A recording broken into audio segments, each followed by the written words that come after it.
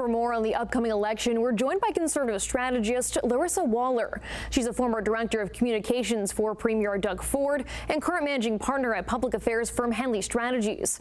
Laryssa, we're in the final days of the campaign, and new Abacus data polling still shows the Liberal Party up by 3 points. Can the Conservatives close this gap in the remaining 5 days? I think the strategy for the Conservatives right now needs to be get out the vote. And it's a term that every political party knows and does. It's called GOTV.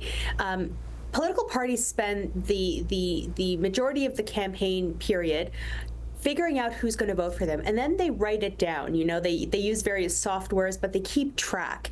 And when we get to advanced polls and then on election day, the whole name of the game is making sure that the people who said that they're going to vote for you actually show up to vote. So this next week is going to be about making sure that the people who are diehard Conservatives, the people who are accessible voters, show up and vote for the Conservatives. And I think it's doable. We are within striking distance. And Conservative leader Pierre Poilievre was in Hamilton this morning, and he's already made several stops in this region. Is Poilievre courting voters in traditionally NDP ridings, and do you see him being successful at that? This is a very interesting election because of the collapse of the NDP across the country. And that is really felt in Hamilton and down through Niagara. So the seats are up for grabs for both the Conservatives and the Liberals. And you'll see them fighting tooth and nail to make sure that every single person who would vote for them shows up to the polls to vote. And the Conservatives did release their costed platform yesterday, the Liberals and NDP, so doing that over the weekend. Do you see these platforms making waves for undecided voters? And is there anything in there you think would sort of tip people over the edge? You know, that's also interesting because I've never met a voter that, you know, read a costed platform and changed their voter intention. Voter intention is built up through the campaign and honestly even before that, and it's influenced by a lot of things. In this case, for example, the tariff war with Donald Trump, but also what the Conservatives are calling the lost Liberal decade, which really refers to the state of our economy today.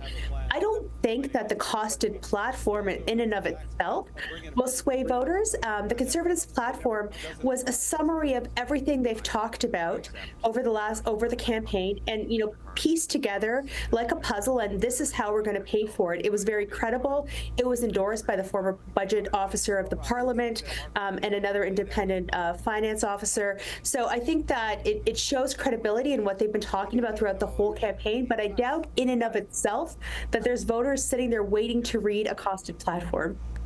So people may be making up their minds a bit earlier. And I mean, speaking of which, Elections Canada is reporting a record-breaking number of Canadians casting advance ballots this weekend, 7.3 million. What does this say to you about voters? I mean, are people making up their minds earlier this year? It looks like they are, and usually that favors a change election narrative. Usually that would be really good news for Conservatives.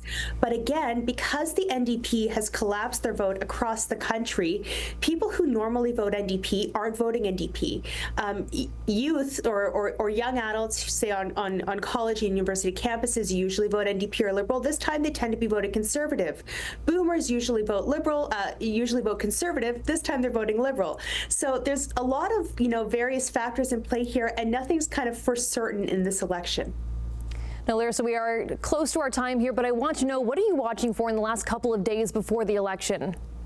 I'm going to watch for international news that could impact our vote, our news. The death of the Pope actually is going to be interesting to see how this impacts news coverage and how this impacts voters' attention span to the election, how it's going to impact voter turnout, right? Anytime there's anything big that happens in the world, it can impact local dynamics, and I'm interested to see how that plays out. Perfect. Well, thank you so much, Laryssa. Thank you for your insights. Thanks for having me.